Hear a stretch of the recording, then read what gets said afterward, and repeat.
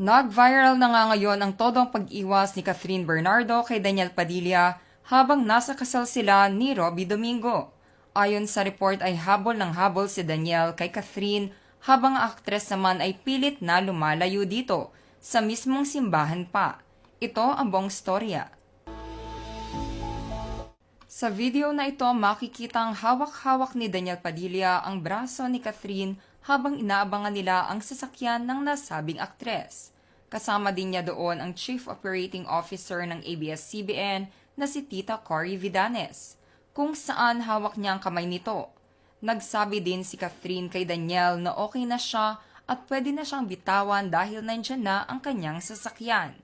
Ayon pa sa aming source ay very awkward ang mga kaganapan na ito at bilang paggalang sa mga ikakasal ay hindi na nanlaban pa si Catherine nang bigla itong hawakan sa braso ni Daniel